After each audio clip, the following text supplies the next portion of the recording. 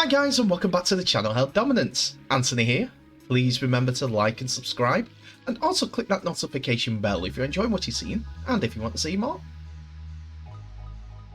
Coming up in this episode, NARL is delayed as sides announce a friendly in the second week of the regular season. Atlanta Rhinos confirm their coach for 2022 and 2023. Warrington confirm signings for this season and beyond.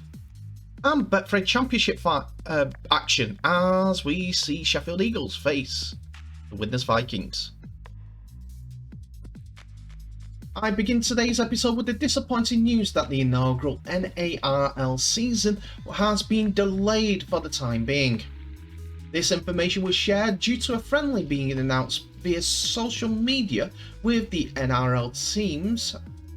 DC Cavalry and Atlanta Rhinos are having a pre-season game in the second week of the originally announced weekly schedule.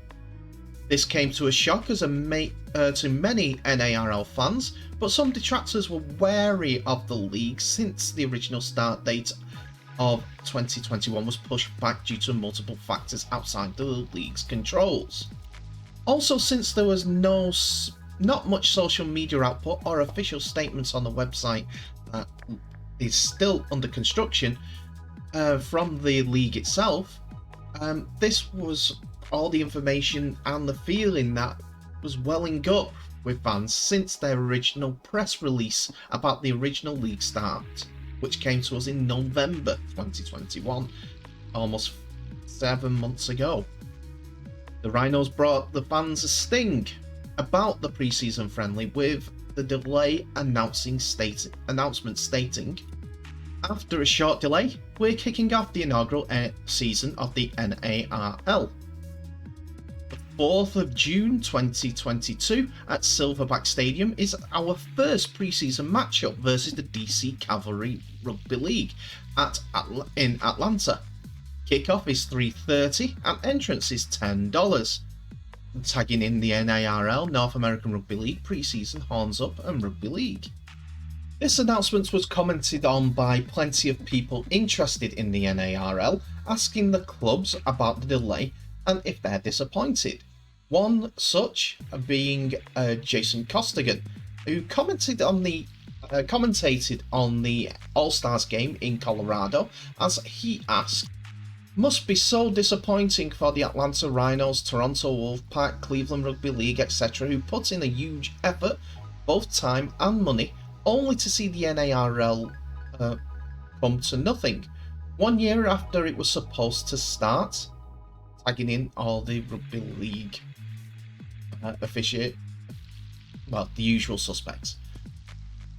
In response, the Atlanta Rhinos says, "We're not disappointed at all. We're excited and counting down to June the 4th. While disappointed, myself and many others, that the season has yet to start over in America, the NARL are still confident that the league will go ahead this year, with a source, yes, I actually have one in Rugby League, stating they hope to have the start of the season at the end of the month, barring any unforeseen sidesteps. I do know, though, that there is hard work, and this hard work will produce results, as these people involved see the long-term view of an American professional rugby league competition and the effects it would have on the game as a globe. They hope that it will be the start of something new and create a new market, financially and as a spectator spectacle, for the Rugby League world to tap into. Who knows? Even the World Cup." Continuing with the NARL and the Atlanta Rhinos, as they have announced their head coach for the 2022 season. This is the announcement that Australian Jordan Smedley will become their head coach once again. Smedley, who has been involved with the Rhinos for a few years and has won the 2017 USARL title back in 2017 as a player.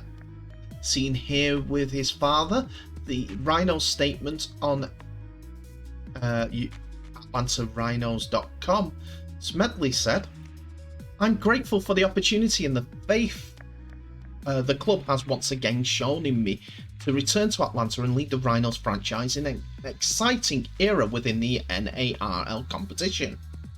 I love this club. We have a strong culture and a very special feel about the place. We have a talented, tight-knit group which is continually evolving and developing, and whom are committed to create success. We have a lot of hard work ahead for what is somewhat of an unknown in terms of our first season in the NARL, which we are fully aware of, but we are all excited for what lies ahead. The focus is currently on having a strong pre-season and putting ourselves in a position to start the season strongly." According to the same article, the Atlanta Rhinos were pleased to announce the signing of Jordan Smedley as head coach for 2022 and 2023, a national championship winning coach and player previously with the Rhinos franchise. Smedley will not only see the preparation and development of the NARL squad, but also commence the groundwork with the club's officials on our Pathways program within the Atlanta school system and youth rugby.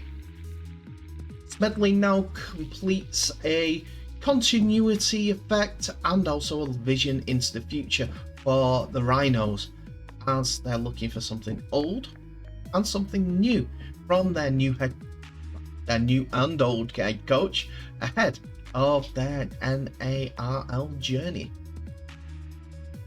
In transfer news, West Tigers prop Thomas McKaylee was on Sunday released from West Tigers from his contract to join a UK Super League club with immediate effect. According to reports on the West Tigers front, McKaylee had signed a 2.5-year deal to play in the UK's top flight competition after spending the last 3.5 seasons with the West Tigers. The Tigers CEO Justin Pascoe says the club wishes McKaylee all the best with his future. "I speak on behalf of all at the club in thanking Thomas for his contributions over the past few years and wish him all the best with his future in the game." The Tigers West coach, Michael Maguire, said it's a good opportunity for Thomas and he leaves the club with the very best of wishes, and he is sure that Thomas will be back in the NRL at some stage. McKaylee's exit does free up one extra place in the West Tigers 30-man playing squad, which is expected to be filled in the coming weeks.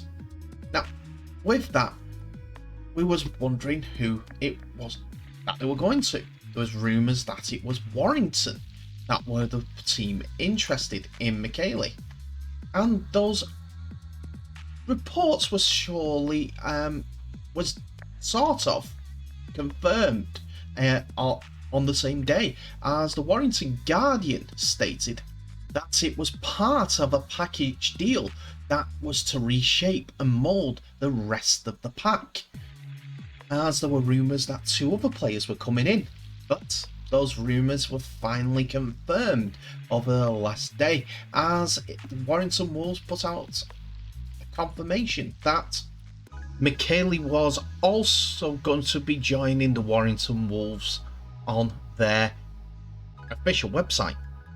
He said in a statement, "I've not been excited like this in a long time. It's pretty surreal and has happened so quickly over the past couple of days. To get the opportunity to come over to the Wire is exciting for me and my family. I can't wait to get over there. It's a fresh start for me and an opportunity to showcase what I can do. Being so young, I have still got plenty of time and lots of growth in the game. My best footy is still ahead of me, and I'm keen to start showcasing that. Hopefully, I can improve a lot as a player at Warrington. I've been at West Tigers for 6 years, and that's pretty much all I've known. I've grown a lot since playing my first year up to now, and I'll always be grateful I got to play in the NRL and representing the West Tigers. I'm keen for my next chapter now, which is in Super League." The 6'4" New Zealander who has made 66 NRL appearances, is only 24-year-old and wasn't the only signing announcement that Warrington put out yesterday, as they announced first of all international teammate and fellow New Zealander Sam Cassiano and current Catalans forward Gil Dudson will both be joining the Wire for 2 years from 2023.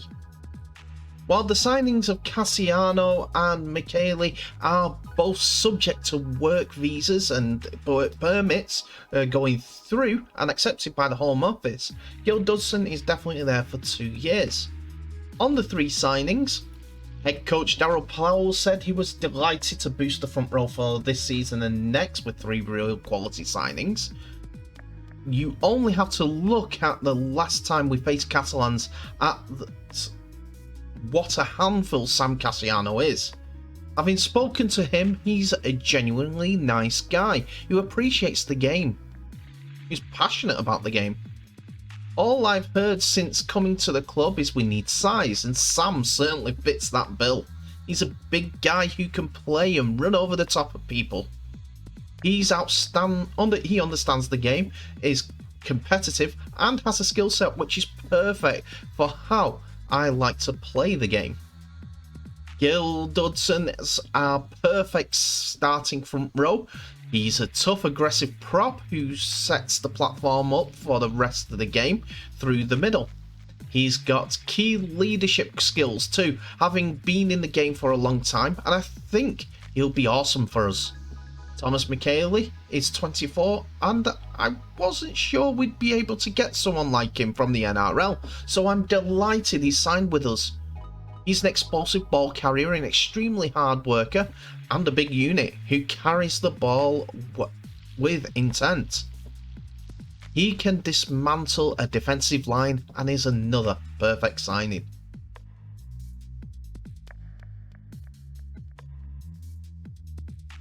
Let's go into the championship for our final part of the episode, as we see 2 sides languishing in mid-table come up against each other to progress towards the playoffs.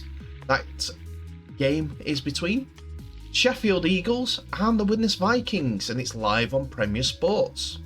It's a new horizon for Sheffield Eagles, as it is their first game in its home city following 9 years in the Rugby League wilderness and exile from the city of Sheffield. Since the closure of the Don Valley Stadium in 2013, Sheffield Eagles have played most of their home games in Doncaster, Rotherham and Wakefield. But on this evening, the players will mark their return with a match against Widnes Vikings at the new Olympic Legacy Park Community Stadium. The club's new ground was built on the old Don Valley site in Sheffield. So there's a lot to crow about if you're an Eagles fan. So, who have the managers named in their squads for tonight's event? So who have both sides named for this historic match? Well, let's show you. For the away team first, Widnes Vikings, as they see Danny Craven and Jake Spedding back in the squad after long-term injuries. Craven starts on the bench while Spedding starts at centre. Josh Johnson is out with a knee problem, while in the back row we have Ollie Davis and Aaron Brown starting in the back row for Widnes, who are former Eagles and will want to get one over on their old teammates. For the Eagles, we have QLT, Ben Jones Bishop and Chris Wellham starting in the back line, full of experience for the Eagles, while off the bench, Yusuf Adin and Isaac Shaw come in to help the pack out as they've joined on loan from Wakefield. Joel Farrell and brother Isaac will be pivotal in to the Eagles' go forward, with Anthony Thackeray at halfback, and Featherstone loanee Tom Holmes comes in at acting halfback. Well, this special day started with the first half. In the 5th minute, the first points were scored, and you were hoping that someone from Sheffield Eagles would be the first try scorer of the game, but it wasn't to be, as after a couple of mistakes from the Eagles, the visitors have the ball just right to the posts, and Smith goes right to Lloyd Roby, who double pumps, dummy passing, and then goes through a gap to score the first try at the stadium in its new configuration. Tyra adds the extras, and the Widnes Vikings are in the lead 6-0. Things got bad to worse for Sheffield Eagles as they went in 12-0 down, as Sam Wilde got a faint pass from his halfback Lyons, and he found a gap when attacking the line and went through to score near the left corner, which Tyra adds the extras to for 12-0. Steer goes to the line and a bit of soft tackling over the strong man, that's Sam Wilde, and he dives over in the corner. The power of the lad there. Had support, but no one was going to take that try away from him.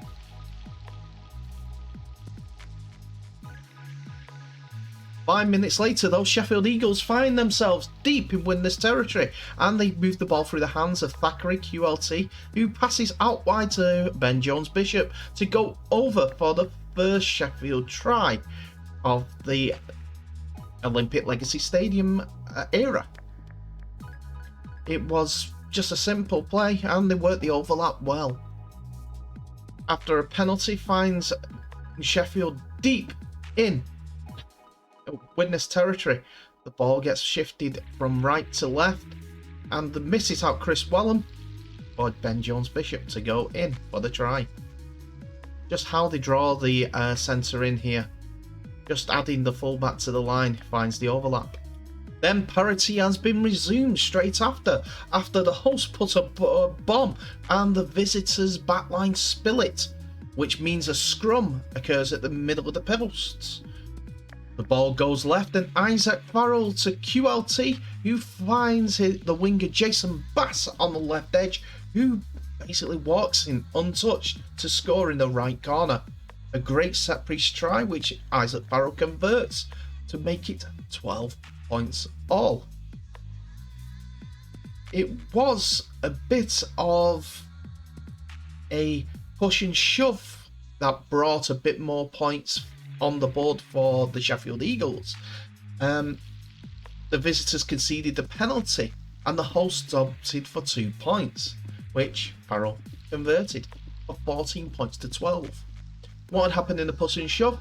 Well, first of all, holding down, the referee was going to call 6 again, and I think it was Farnworth who was arguing with the referee still, and he pushes Thackeray to again once more, right underneath the referee's nose. What's he going to do? He's going to give a penalty, and that's what he did. Could have been a lot more because Farnworth carried on chundering. Yep. It was 14 points to 12 to the Sheffield Eagles, as Farrell has been perfect with the boot so far. And that's how it stayed until the half-time hooter, and that is 14 points to 12. Got to admit, this game has got me enthralled, as there are some big hits, some good rugby league, and some fiery tempers. Into the second half, and it is a fantastic try off Thackeray, double pump and a looping pass that finds Chris Wellham on the outside, who dives over in the corner for the first try of the second half. Farrell, Thackeray, and what a pass by Thackeray, who's supposedly retiring at the end of the year, but does fantastic. And it's back in again for Sheffield as they work the left-hand edge for Bass to go in from in the corner after a great setup play from a scrum. The next try was simple brute strength from the acting halfback. They find Wood, who just beats the Widnes pair quite easily to score, beating Lions to go over. Let's have another look at it. Just stronger. And what is my favourite try tonight? Isaac Farrell with a massive sidestep to beat Lions on the second attempt to score just left of the post. Let's see that again. First he scoots through a gap and then bang off the right foot to go left and beat the Widnes fullback. Great. Farrell converted all the tries in the second half, and that made the scoreline 34 points to 12, with 20 minutes left to go, according to all reports. This, though, woke up Widnes. I can't believe it. Widnes decided to wake up at this point. As on the 76th minute, a bit of a consolation as a fantastic combination frees Danny Craven up to score under the post, which Tyra converts for 34 points to 18. And then right in the final minute, they go back to back, going from left to right, and go through the hands as Smith and Spedding to Ryan Ince, who scores in the right corner. His first try since the opening day of the season, where he scored 4 tries. So he's got 5 for the day. But anyway, as Tyra adds the extras for that from the edge, the full-time Hooter goes, which leaves a full-time score of Sheffield Eagles 34, Widnes Vikings 24. And that's it for this episode, ladies and gentlemen. Thank you so much for watching. Please remember to like, subscribe and share this video worldwide, as well as clicking that notification bell for any updates or new videos that may be coming your way. Tell me what your thoughts are on this episode in the comments below and all the stories that have come to you today.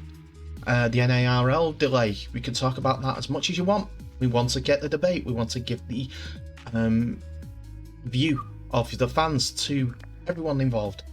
Plus, we also want to highlight that the league is going to go ahead, hook by crook. These teams will play each other until the league gets formed. That's how it seems at the moment. Warrington fans, are you happy with the signings? They are big fellas. You've been asking for big fellas. You get them. And finally, Sheffield mark their homecoming with a victory. Closer than what it should be in the result case, but no one will care for that. All that people will see is Sheffield won their first game at their new stadium. Anyway, remember, comments. Also, please, thank you so much for watching. Remember to stay safe. I'll wish you all the best. I'll see you in the next episode.